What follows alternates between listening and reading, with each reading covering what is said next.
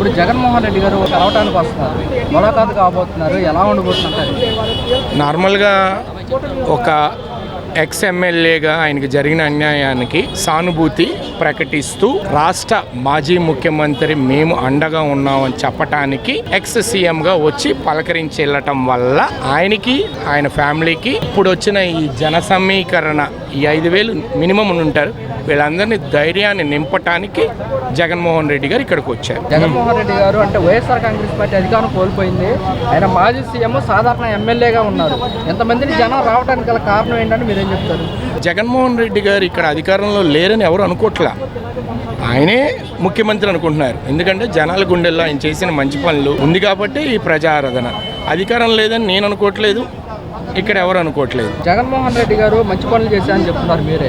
జగన్మోహన్ రెడ్డి గారు అంటే మంచి పనులు చేసినా కానీ ఎందుకని వైఎస్ఆర్ కాంగ్రెస్ పార్టీ 11 సీట్లుగా పడిపోయిందని మీరేం చెప్తారు? ఓటింగ్ అనాలిసిస్ అని ఉంటాయండి. 151 వచ్చిన వాళ్ళకి 11 వచ్చారంటే ప్రతి నియోజకవర్గంలో 20,000 to 30,000 ఓటింగ్ ట్రాంపరింగ్ జరిగింది. అది 100%. బ్యాలెట్ ఓటింగ్ 100% మీద వెళ్తే రియల్ ఓటింగ్ అనేది అప్పుడు తెలుస్తుంది. 1,40,00,000 ఓటింగ్ జగన్మోహన్ రెడ్డి గారు ఉన్నప్పుడు 11 సీట్లకు పరిమితిని ఎలా అనగలుగుతారు? ఈ పాయింట్కి ఇప్పుడు కూటమి ప్రభుత్వంలో కేంద్రంలో ఉన్నది బీజేపీ గవర్నమెంట్, నరేంద్ర మోడీ గారు. కేంద్రంలో నరేంద్ర మోడీ గారు బీజేపీ గవర్నమెంట్లో ఉన్నప్పుడు ఆయన సౌత్ రాష్ట్రాల్లో అధికారాన్ని చేపట్టాలని చంద్రబాబుని కలుపుకోవాలని ఎప్పుడు మోడీకి ఇష్టం లేదు సార్కి.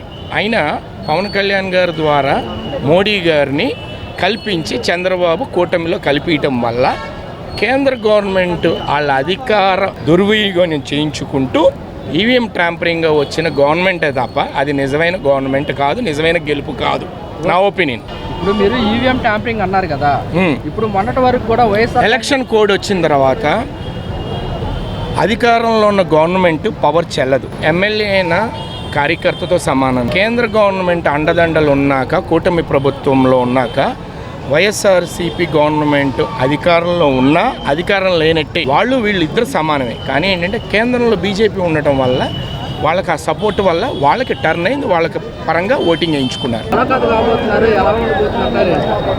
కార్యకర్తల మీద నాయకుల మీద దాడి చేస్తే నాయకుడు అన్నాడు వెనక బలం ఉంటేనే కదా ఏ నాయకుడికైనా ఏ కార్యకర్తకైనా బలం ఉండేది. అందుకే దానికి ఇలాంటి చర్యలు జరగకూడదని జగను ఓ జైలుకి వస్తున్నాయి. ఎందుకు వస్తున్నాడంటే అన్యాయంగా కేసులు పెట్టి నాయకులందరినీ జైల్లో దోసి కార్యకర్తల మీద దాడులు ఇవన్నీ చూసి కాబట్టి జనం ఇది కరెక్ట్ కాదని ఎక్కడికక్కడ జగన్ వెళ్ళి కార్యకర్తల్ని నాయకుల్ని పరిగణిస్తున్నారు. ఇప్పుడు కేసులు అనేది కొత్త కాదు, జైలు అనేది ఇవన్నీ గత 5 సంవత్సరాల్లో మా అధికారం వచ్చిన తర్వాత మా కాడ ఉంటుంది లిస్టు రెడీ అయ్యి, అది వాళ్ళ కాడ బుక్ రెడీ అయ్యి ఉంటుందేమో కానీ మాకంతా మెమరీ పవర్ ఎక్కువ. వాళ్ళకి బుక్కులు ఉన్నాయి, మాకు బుక్ అవసరంలా, మాకు వాళ్ళ మెమరీ పవర్తో ఎక్కువ పట్టేసుకుంటాం. ఇప్పుడు వాళ్ళు జైలు వేసినంత మాత్రం ఏం అవ్వదు, కేసులు నడుస్తూ ఉంటాయి. అధికారులు ఉన్న తర్వాత ఏ అధికార పార్టీ ఉన్నప్పుడు వాళ్ళ సెషన్ వాళ్ళు పాలగిస్తారు. జనమేమో జగన్ ఏమో మోసం చేయలేదన్న, అది ఏ ద్వారానే జరిగింది. జగన్ 11 సీట్లకి పరిమితం అవ్వాల. జగన్ ఇచ్చిన గత 5 సంవత్సరాల పథకాలు ఏ నాయకుడు ఇవ్వాల. జగన్ ఉన్నప్పుడు విద్యా భోజనం పిల్లలు తినడానికి అలా శుభ్రంగా ఫుడ్ పెట్టిన జగన్ ఎక్కర్లేదు. రూపురేఖల దశ మార్చింది ఒక జగన్మోహన్ రెడ్డి. గవర్నమెంట్ స్కూళ్ళు ప్రైవేట్ స్కూల్తో పోటీగా ఉంది ఒక జగన్మోహన్ రెడ్డి తీసుకొచ్చింది. ఇంగ్లీష్ మీడియం తీసుకొచ్చింది ఒక జగన్మోహన్ రెడ్డి గవర్నమెంట్ స్కూల్కి. మొత్తం టోటల్ జరిగింది. జగన్మోహన్ రెడ్డి గారు ములాఖాతు కాబోతున్నారు, ఎలా ఉండబోతున్నారు? ఎలా ఉండిదండి, జనం చూసి చెప్తున్నారు కదా ఆయన మీద ఉన్న అభిమానం. మరి ఇంత జనం వచ్చారంటే మరి ఆయన మీద అభిమానం ఉండబట్టే కదా వచ్చింది, లేకపోతే రారు కదా. జగన్మోహన్ రెడ్డి గారు అధికారంలో ఉన్నారంటే వేరుగా ఉంటుంది. జగన్మోహన్ రెడ్డి గారు అధికారంలో లేరు, ఎమ్మెల్యేగానే ఉన్నారు. ఎందుకని జనం వచ్చారంటే సింహంలాగానే ఉంటుందండి. ఎమ్మెల్యే కాదైనా ఒక సీఎంగా చేసి ఈ రోజున మంచి పనులు చేశాడు. కానీ ఇలాంటి మోసం మాటలు, దగా మాటలు, దోపిడీ మాటలు చెప్పి మా పదవులోకి రాలేదు. ఆయన నీతి నిజాయితీ గలడు కాబట్టి నేను అన్న మాటలు నెరవేర్చిన మరి జగన్ గారు. 40 సంవత్సరాలు నాకు ఎక్స్పీరియన్స్ ఉన్నది. ఏమున్నదండి, నువ్వు ఒక్క పని చేసావా, ఒక ఇల్లు ఇచ్చావా, లేకపోతే పలానోడికి పలాని ఇచ్చేసానని ఒకటి చెప్పమానండి. ఎవడో పుట్టించిన బిడ్డల్ని ముద్దులాడతాం కాదండి. ఆయన పుట్టించిన బిడ్డలను అమ్ముకు తెప్పటం కాదండి. ఆయన ఇచ్చిన ఏంటి ఎయిర్పోర్ట్లు అమ్ముకు తెప్పి, షిప్ యార్డ్లు అమ్ముకు తెప్పి, మరి పోలవరం ఆయన మరి ఎత్తు పెంచమని పెద్ద గొడవలు చేస్తున్నాడు. ఈ రోజున తగ్గించమని మరి మరి కేంద్రానికి అమ్ముడు పోయారండి వీళ్ళు. ఏంటండి ఇది దోచుకోవటం? 100 కోట్లు 600 కోట్లు అప్పు చేస్తే జగన్ గారిని నాయన నాశనం అయిపోయింది, శ్రీలంక అయిపోయింది అని అన్నవాళ్ళు మరి ఈ రోజున శ్రీలంక అవ్వట్లేదా? ఈ రోజు శ్రీలంక అవ్వట్లేదండి. పథకాలు లేకోకుండా పథకాలు ఇచ్చి ఆయన గొప్ప చేశాడు. అందరు ఒక హృదయం అందరి ఇళ్లలో ఒక జగన్ అనేవాళ్ళు ఒక పేరు ముద్ర పడిపోయింది. ఆయన ఎవడు ముద్ర పడిందండి? వాలంటీర్లు పాపం ఇంటింటికి తిరిగి వచ్చి నడవలేనోడికి పెన్షన్లు ఇచ్చే ఈ రోజున ఆ పెన్షన్ కార్డు తీసేస్తున్నావే.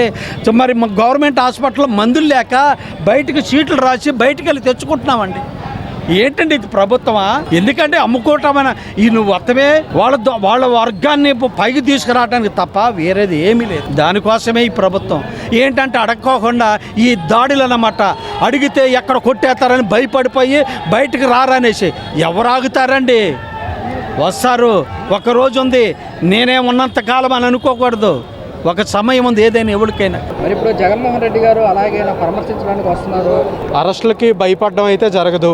వాళ్ళు ప్రజల కోసం పోరాడారు. ఆ రోజు మీరు పరిపాలనలో చేసిన తప్పుల్ని బలంగా ఎదుర్కొన్నారు. వైసీపీ స్పోక్స్ పర్సన్గా ఉన్నారు కాబట్టి పేరు నాని గారు కావచ్చు, రోజా గారు కావచ్చు, ఎవరినైనా వీరు అరెస్ట్ చేస్తున్నారు.